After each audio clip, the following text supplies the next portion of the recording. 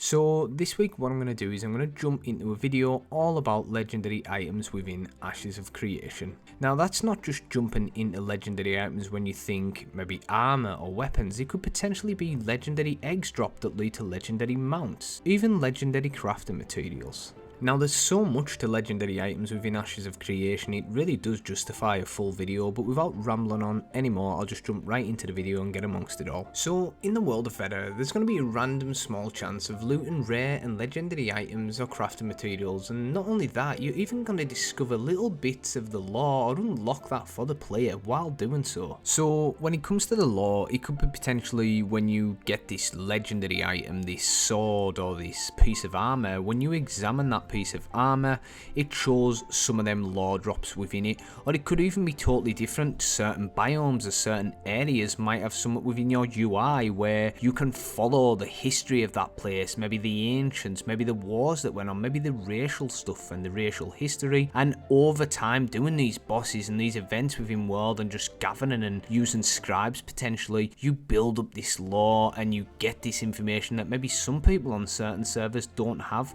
If they did add something like this, I think it'd be really cool and it'd be really creative and definitely gives the PvEs something to go at. And also me being a PvP or say a PvX guy, I like that, but at the same time I still do want that MSQ and some real depth to the story. But I think it's cool that they're doing this. For example, look at the way they do the cosmetic packs. Every month we have a crack about the cosmetic packs. We look at them and we see what's going on there. We head over and we see the background and the lore and history of these. Now if they're doing something similar to that, I think it'd be fairly cool and it would keep things fresh and it kind of adds more immersion to each piece of legendary gear. So how do you gain these legendary items within Veda? Well, when you're out in the world or just roaming about or organising stuff with your guild, when you start fighting these rare mobs or these legendary bosses, it is much more likely that a material or a unique recipe will be dropped rather than a fully formed piece of equipment. Now to be honest, I like that, because if we're just getting fully formed pieces of equipment, everyone's going to get kitted out and it kind of takes away from the crafting element and that really fresh and awesome artisan class system that they've got on the go. But if they're giving us recipes, that gives the crafters something constantly to do and us something constantly to work at. So we've got that drop and we've done that boss, but it just doesn't end there. We've then got to go find the resources and craft that up, and I really do like the idea of that, and it gives much more content within a world boss or just within anything within the game. If you don't like that and you're like, well, I just want to kill the world boss, I don't want to go farm out this stuff and have to craft it myself, well, you still have the chance of a fully formed piece of legendary equipment dropping from that boss. But do bear in mind, it's going to be less likely for a fully formed piece of gear to drop from that boss. I like that. Some people don't. Let me know in the comment section below. What do you think? Do you like the idea of that? Do you like having to be getting that boss? It's super hard. You've planned it. It's took weeks potentially to get there and get it done. Then you get the reward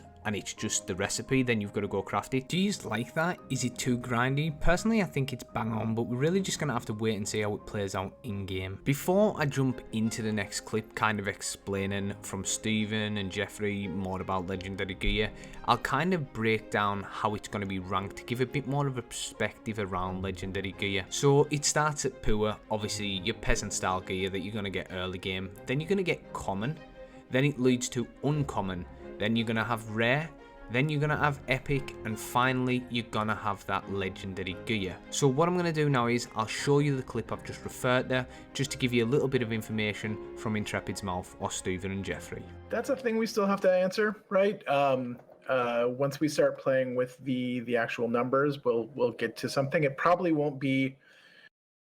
They will function as best in slot, or they might do things that other weapons just don't, right? You can't roll that on any other thing, and it might give you an advantage that way. There's a lot of different ways we want to play with it, but at the end of the day, there still needs to be, because it's a PvP game, a little bit of parity, or not parity, but it's not going to be explosive, right?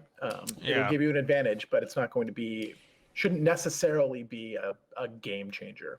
Yeah, I would say generally, and we don't want to hold to these numbers because it's highly dependent on testing and balance passes that will be done due to testing. But traditionally, if you see progress from one rarity step to the next up, you can expect anywhere probably from 6 to 12% increase just on base stat values.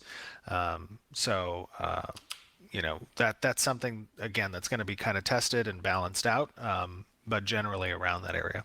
Yeah, it's like we want legendaries to feel unique, right? They're not just going to be stat bars, right? They're not going to just be a chunk of stats that you get. We really want them to feel different than Right. items. That we want them to feel legendary.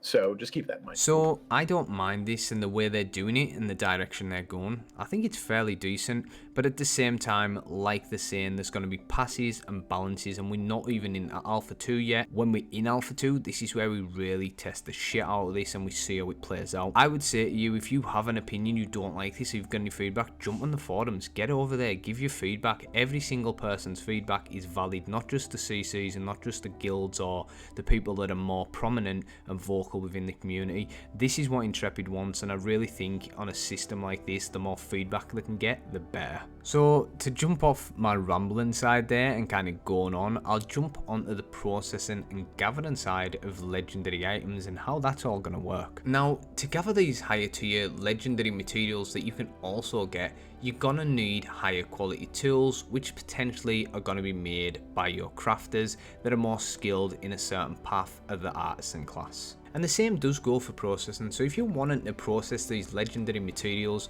you're gonna have to have the correct processing building on your freehold. Now, I'm not really gonna dip into freeholds on this video. All I'll say is I'll pop a link to my freehold video. There's a shit ton of information there.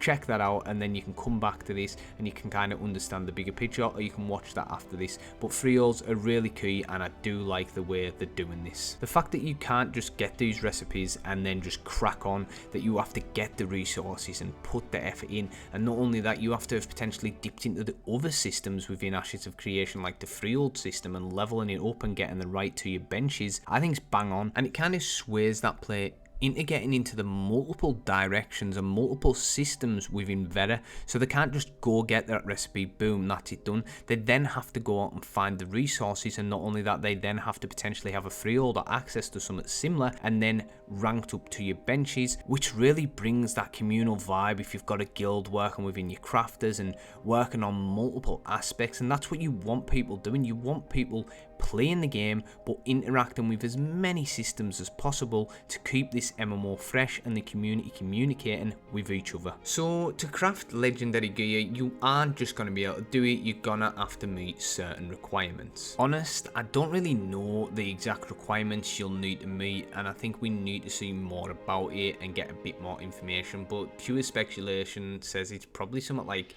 having the right to your crafting bench, maybe the right level in your artisan class, could even be just simple as having the correct materials. But with Intrepid, it could even be a little bit more intense and more immersive than that. Maybe you need to wear a certain artisan gear while crafting this recipe or this piece of gear, and without that you maybe can't. And to get that perfect piece of crafting gear, you maybe need to do a boss, or you maybe need to farm certain quests for it.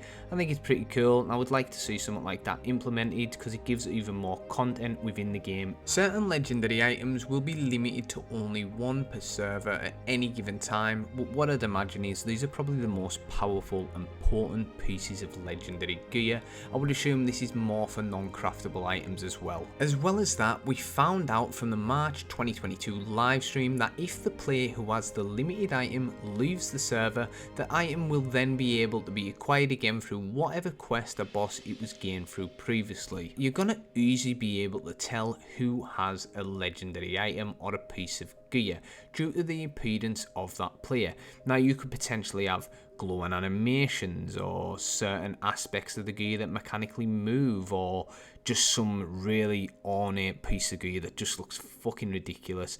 And I really do believe when Intrepid says this, that they really will stand out, because Intrepid is on the ball when it comes to visual effects or just visual pieces and style in general. Now I was going to put in the video from PAX when Stephen talked about the ornate details and stuff of the weapons, but honestly it will blow your eardrum and the quality is terrible. But basically the gist of what Steven said was, it'll be very ornate and a detailed weapon, more so than any other weapon or piece of equipment in the game. It will also include some awesome looking effects that won't be too gaudy, and then he said, you know, it ain't going to be too bright, it's not going to be too shiny, so it basically doesn't look over the top and shit. But they will be subtle and people will notice it and know, wow, that guy has this weapon. Now for me, something like that, going back to the golden oldie days and bringing up RuneScape, now I know that's not even a comparison, Ashes, but bear with me. Back in the day when I used to play that and you had certain gear sets on there and you'd see someone with it, they weren't too over the top, but they were rare and fucking awesome enough to know that, wow, that guy's kitted in that, or this guy's kitted in that. And I enjoyed that, and I want to see that again in a game when I know when I look at someone, fuck me, that shit's rare. I would like them to be some decent visual effects on the go. I don't want it too over the top so it's an eyesore, but I don't want it too bland. I do have faith that Intrepid can pull this off, and definitely what they're saying will happen within game, and hopefully we get to see some of this within Alpha 2. One thing I will say about legendary items, the legendary gear is not going to be temporary, but when it comes to the legendary royal mounts, they will have a lifespan and they won't be permanent. But apart from that rare little thing there, most of it is permanent. Jumping more into the legendary mount side of things, now if you want to know more about mounts, undermounts or combat pets, I've got 2 videos on them, check them out and it'll give you a bit more info because I don't really want to dive into it right now. But you can get these legendary mounts or legendary pets, and I honestly think the breeding and the taming and all the other things going around animal husbandry is fucking ridiculous, so definitely look into that.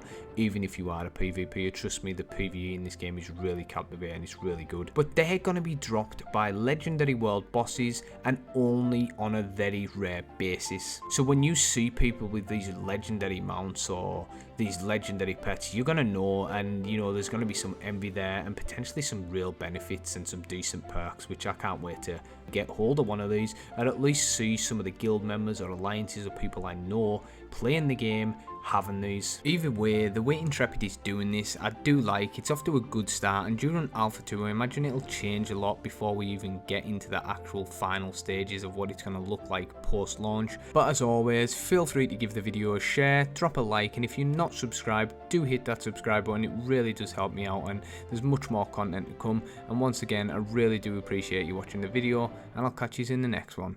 Cheers.